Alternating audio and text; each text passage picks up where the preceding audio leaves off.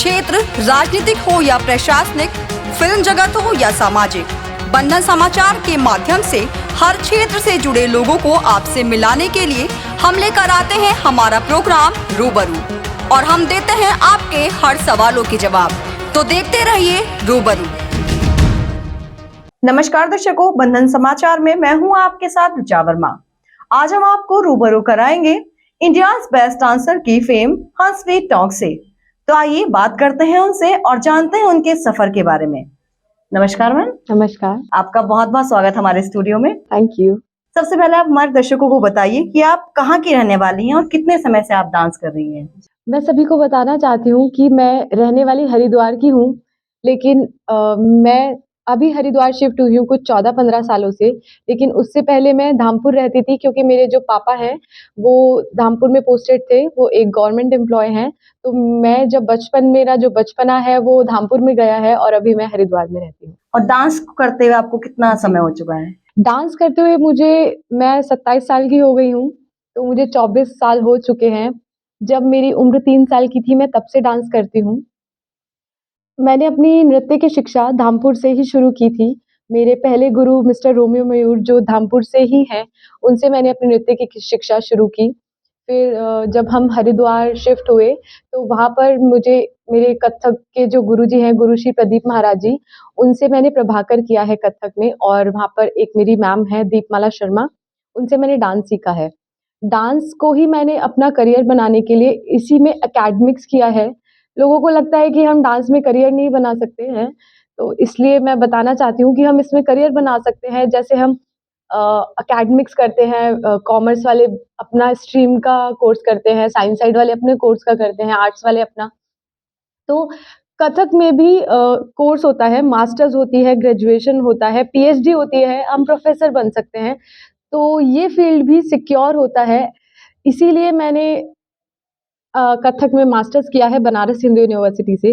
तो 3 साल की उम्र से लेकर अब तक मैंने नृत्य ही किया है और यही मेरी लाइफ है। जी, जैसे आपने बताया आपने बहुत से गुरुओं से शिक्षा ली है। अभी जैसे आपने रोमियो मयूर का नाम लिया, धामपुर से आपने अपने गुरु का भी नाम लिया, तो हम जानना चाहेंगे आपने डांस को ही अपना करियर क्यों बनाया? मैं बचपन से जब मैंने रोमियो सर से भी सीखना शुरू नहीं किया था, जब मैं अपने पैरों से चलना भी शुरू नहीं किया था, तब मैं थोड़ा बहुत ऐसे ही मटकती रहती थी। तो मेरी मम्मी को लगा कि शायद मैं डांस करती होंगी, तो उन्होंने मुझे पहले डांस सिखाया है। सबसे पहले गुरु मेरी मम्मी ही रही हैं। उन्होंने मुझे डांस सिखाया। मेरी मम्मी स्कूल में टीचर थी, तो मैंने वहाँ पर उन्होंने मुझे सिखाया, मैंने पार्टिसिपेट करना शुरू किया। तो वो शायद मेरी कला पहचान पाईं, इसलिए मैं आज इस मुकाम पर हूँ। वो नहीं होती तो शायद मैं यहाँ तक नहीं पहुँचती। तो ये सारा क्रेडिट मैं अपनी मम्मी को देना चाहती हूँ कि उन्होंने मेरी कला को पहचाना, इसलिए उन्होंने इस फील्ड में आगे बढ़ाया और इतना सपोर्ट किया कि ये जो मेरा एक हॉबी थी, उसको पैशन बनाया और उसी को मैंने अपना करियर बनाया। जी, जैसे अभी हम देखते हैं बहुत सारे डांस फॉर्म चलते हैं, तो आपने बेसिकली क्लासिकल डांस फॉर्म ही क्यों चुना? ये किससे प्रेरित हुए आप? क्लासिकल डांस फॉर्म काफ़ी सारे हैं और हमारे इंडियन क्लासिकल में भी 8 डांस फॉर्म्स हैं, लेकिन कथक हमारा नॉर्थ इंडियन आर्ट फॉर्म है। और मुझे लगता है क्लासिकल डांस में जितना डिसिप्लिन है, हमारे रेगुलर लाइफ में भी डिसिप्लिन आता है उसमें। और डांस फॉर्म को करने के लिए हमें एक गाने की ज़रूरत होती है, लेकिन हम जब शास्त्रीय नृत्य करते हैं तो कभी भी गाना नहीं होता है, इंस्ट्रूमेंट होते हैं जो लाइव चल रहे होते हैं। सिर्फ अगर एक फ्लूट, सितार, तबला बज रहा हो, हारमोनियम बज रहा हो, और सिर्फ एक जो आर्टिस्ट है अपने एक्सप्रेशंस के थ्रू कोई भी स्टोरी टेलिंग कर सकता है, चाहे वो रामायण हो, द्रौपदी चीरहरण हो, महाभारत का कुछ भी हो। तो वो स्टोरी टेलिंग सिर्फ फेशियल एक्सप्रेशन के थ्रू हो जाता है, और बहुत सारी ऐसी चीज़ें हैं जो पैरों के द्वारा घुंघरू पहनते हैं, तो उसमें कोई म्यूज़िक की नीड नहीं है, वो खुद ही एक अपने आप में डिवाइन है। तो मुझे लगता है ये भगवान से जोड़ती है डायरेक्ट। इसमें जो डिसिप्लिन है, मुझे बहुत प्यार है, क्लासिकल वो डांस हो या इंस्ट्रूमेंट हो या सिंगिंग हो, कुछ भी हो। जी, तो थोड़ा बहुत म्यूजिक में भी रुचि रखती हैं आप? हाँ जी, हाँ जी। मैंने अपने ग्रेजुएशन जो मैंने की है वो हिंदुस्तानी वोकल और इंग्लिश लिटरेचर से की थी। तो जब मैंने ग्रेजुएशन में हिंदुस्तानी वोकल लिया था तब मैंने थोड़ा बहुत शास्त्रीय गायन सीखा था। जी, बहुत अच्छी बात है। तो जैसे हमने आपने अभी बताया इंडियाज़ बेस्ट डांसर में आप हिस्सा रह चुकी हैं, तो और कौन-कौन से डांस रियलिटी शो का आप हिस्सा रह चुकी हैं? जी। 2013 में एक डांस रियलिटी शो आया था जिसका नाम था इंडियाज़ डांसिंग सुपरस्टार, वो स्टार प्लस पे आया था। फिर मैंने 2015 में डांस इंडिया डांस किया, 2021 में डांस प्लस किया और अभी मैंने इंडियाज़ बेस्ट डांसर किया। उसके बीच मैंने नेशनल प्रेसिडेंट अवार्ड लिया है जिसका नाम बालश्री अवार्ड है। तो ये हमारे नॉर्थ ज़ोन से मैंने लिया था।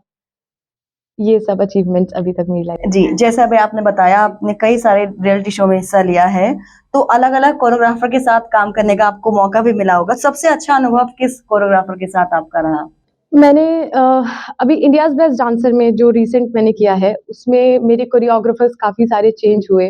पहले अनुराधा अयंगर मैम थी, फिर ऋतुजा जुन्नारकर मैम आईं, वैभव घुगे सर आए, he is very known and all of them are very known. लेकिन मेरा जो एक्सपीरियंस था वो अनुराधा अयंगर जो हैं मैम, उनके साथ काफ़ी अच्छा रहा क्योंकि अ, उ उनके जो पर्सनल कोरियोग्राफी है उसमें एक डिटेलिंग हो रही होती है और वो स्टोरी टेलिंग ज़्यादा करती है। हम एक नॉर्मल डांस करते हैं, वो लोगों को कनेक्ट हाँ, अच्छा तुमने डांस किया, काफ़ी अच्छा है। लेकिन अगर उसी डांस में अगर हम एक स्टोरी डाल देते हैं, तो लोग उससे ज़्यादा कनेक्ट कर पाते हैं। अब वो स्टोरी टेलिंग कैसी भी हो, तो जब वो स्टोरी टेलिंग प्लस विजुअलाइज़ेशन हमारे स्टेजेस पे तो जो रियलिटी शोज़ हैं, उसमें काफ़ी बड़ा हो जाता है।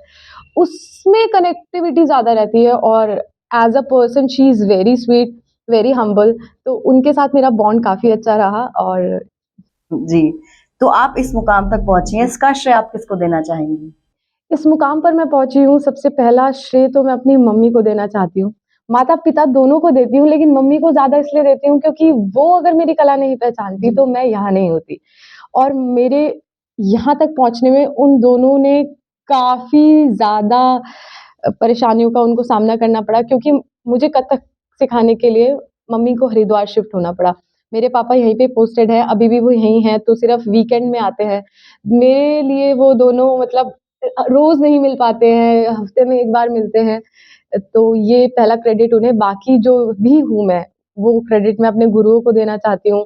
बचपन में जिन्होंने मुझे उभारा है रोमियो सर, उनको देना चाहती हूँ। फिर मेरी दीपमाला मैम हैं, उन्होंने मुझे डांस में और निखारा और मैंने कथक सिर्फ़ अपने गुरु श्री प्रदीप महाराज जी से सीखा। तो मैं जो भी हूँ, अपने माता-पिता और गुरुओं की वजह से हूँ, बाकी जो जनता है, जो आप लोग हैं, जितने भी हैं, धामपुर से मेरा बहुत ज़्यादा कनेक्शन है क्योंकि मैं जब भी यहाँ पर आती हूँ, काफ़ी टाइम हो गया है यहाँ से गए हुए मुझे, लेकिन अभी भी जब भी आती हूँ, लोगों से इतना प्यार मिलता है मुझे, लगता है कि मैं अभी भी यहीं रहती हूँ जैसे, तो मुझे काफ़ी अच्छा लगता है। जी, जैसे कि लोगों का मानना होता है कि रियलिटी शोज़ में सब कुछ फिक्स होता है, वो सब कुछ फिक्स करके करते हैं, तो इस बारे में आपका क्या कहना है? आपके साथ भी कुछ ऐसा हुआ है? एक्चुअली मुझे लगता है सब जिनके अंदर भी टैलेंट है, वो कभी ना कभी सेलेक्ट होंगे ही होंगे। वहाँ पे कोई फिक्सिंग नहीं होती है, लोग काफ़ी गलत ऐसे अफ़वाह फैला देते हैं कभी-कभी। तो मैं लोगों से बोलना चाहती हूँ कि कोई भी फिक्सिंग नहीं होती है। आप लोग आपके अंदर अगर हुनर है, क्योंकि आप लोग देखते होंगे वहाँ पे बहुत बार ऐसा होता है कि गरीब लोग आते हैं, जो इतना और कोई ज़ीरो आपके इन्वे उसमें मतलब कोई पैसा नहीं लगता है वहाँ पर जाने के लिए। आपका ट्रैवलिंग, आपका स्टेइंग, आपके मतलब आउटफिट सब लोग वो ही देते हैं। तो मुझे नहीं लगता वहाँ पे कोई फिक्सिंग होती है। आपके अंदर टैलेंट और कोई क्रिएटिविटी है, आपका टैलेंट ऐसा है कि लोगों को पसंद आ जाए क्योंकि बहुत टैलेंट है। ऐसा क्या है जो अलग है, तो वो चूज़ होता है। तो मुझे लगता है वो कोई फिक्सिंग नहीं होती है। आपके अंदर क्या एक प्लस पॉइंट है जो उन्हें पसंद आ जाए और वो दुनिया को दिखाना चाहें। और मुझे लगता है कि बस मेहनत जी। तो जब आपने रियलिटी शो का फर्स्ट टाइम ऑडिशन दिया, तब आपने क्या-क्या चीज़ें फेस की? क्या-क्या चीज़ों का सामना किया और कैसे उसको आपने मैनेज किया? अ, बहुत सारे रियलिटी शोज़ किए हैं मैंने, लेकिन जो इंडियाज़ बेस्ट डांसर था, वो मेरे लिए काफ़ी अलग रहा। क्योंकि उसमें मैंने अलग-अलग डांस स्टाइल किए जो मैं नहीं करती थी पहले कभी। मुझे लगा भी नहीं कि मैं कभी करूँगी। तो मैंने जब ऑडिशन दिया मैंने अपना क्लासिकल डांस ही लेकर ऑडिशन दिया था। ऑडिशन, मेगा ऑडिशन, अपना ग्रैंड प्रीमियर मैंने क्लासिकल किया। लेकिन जो मेरे कोरियोग्राफर्स थे और वहाँ पर जो वर्सेटैलिटी दिखानी होती है, मैंने वहाँ पर इंटरनेशनल फ्लेमेंको डांस किया है, थोड़ा हिप हॉप किया है, राजस्थानी किया है, कैबरे किया है, मोहिनीअट्टम किया है, काफ़ी सारे डांस स्टाइल्स किए मैंने। तो वो जो डांस स्टाइल करने में मुझे प्रॉब्लम फेस करनी पड़ी, क्योंकि वो 4 से 5 दिन होते हैं हमारे पास जिसमें हमें सीखना है। अब एक डांस स्टाइल को बॉडी में लाने में काफ़ी टाइम, डांस तो सीख जाएँगे लेकिन वो डांस स्टाइल बॉडी में कैसे आएगा? लाइक मोहिनीअट्टम था, उसमें हमें स्क्वाट में ही रहना पड़ता था आधे आधे से ज़्यादा टाइम। फ्लेमेंको था, उसे हमें हील्स में करना पड़ता था। हील्स में मैं कथक करती हूँ तो मैं बेयरफुट करती हूँ, कभी हील्स पहनी नहीं मैंने। तो बस मुझे वो परेशानियों का सामना करना पड़ा, लेकिन मेरे लिए वो बेस्ट एक्सपीरियंस था और मैंने काफ़ी कुछ सीखा है वहाँ से। तो मैं उसे कोई प्रॉब्लम नहीं बोल सकती, वो मेरे लिए एक्सपीरियंस था और मैंने काफ़ी कुछ सीखा। जैसे लड़के नए युवा भी जाते हैं तो उनके लिए क्या कहना चाहेंगे इस बारे में, ऑडिशन देते समय? हाँ, मुझे लगता है आजकल जो लोग ऑडिशंस देते हैं, वो एक्सपेक्टेशन खुद से ज़्यादा रखते हैं और शायद उतना वर्क नहीं करते उस पे। ऐसा मैं बोल नहीं रही हूँ, लेकिन ऐसा हो सकता है। वो सोचता है कि हम सेलेक्ट हो जाएँगे, वो हमें सेलेक्ट नहीं कर रहे हैं। शायद आपने उतनी मेहनत नहीं करी हो, शायद आपने उतनी प्रैक्टिस नहीं करी हो, क्योंकि practice makes a man perfect. आप जितनी प्रैक्टिस करोगे, उतना निखरोगे और बिल्कुल आप सेलेक्ट होगे, क्यों नहीं होगे? तो मुझे लगता है आप प्रैक्टिस करो, इतने कॉन्फिडेंट रहो कि सामने वाला आपके कॉन्फिडेंस को देख के ही बोले, "अरे वाह! तुमने तो बहुत कमाल कर दिया।" क्योंकि वहाँ पे ऐसा कुछ नहीं कि कुछ नया अजूबा करना होता है। आपका कॉन्फिडेंस और कैसे आप एक्सप्रेस कर रहे हो, वो ही सब होता है। जी, जैसे हमने देखा है आपके डांस शो में, हमने भी देखा है आप एक्टिंग भी करती हैं थोड़ी बहुत, तो वो कैसे आपको करना आया? आपको कैसे लगा आप एक्टिंग भी कर सकती हैं? अ, व इंडियाज़ बेस्ट डांसर में जाने से पहले मैंने कभी एक्टिंग नहीं की थी। वहाँ पर मैं गई तो उन्हें लगा मैं क्लासिकल डांसर हूँ, एक्सप्रेशंस देती हूँ, काफ़ी अच्छे उनको लगे कि मैं काफ़ी अच्छे एक्सप्रेशंस देती हूँ, तो उन्होंने मुझे बोला कि एक ट्राई करते हैं।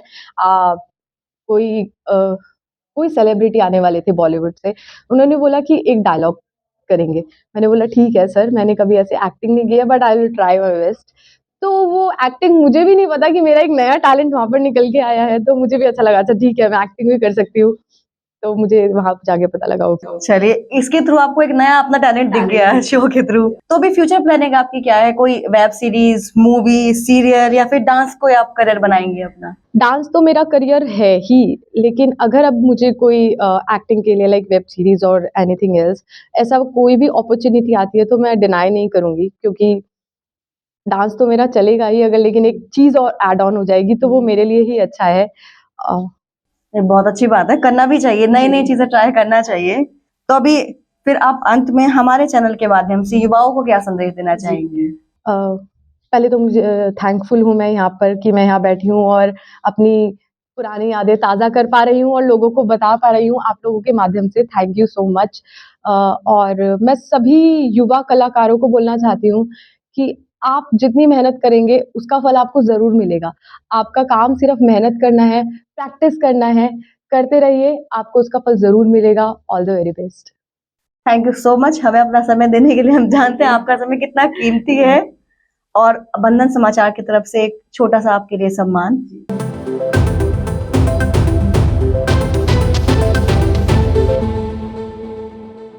तो ये थी हमारे साथ इंडियाज बेस्ट डांसर फेम हंसफेर टोंक। मिलते हैं हमारे अगले एपिसोड में एक और नए मेहमान के साथ। तब तक के लिए बने रहें और देखते रहें बंधन समाचार।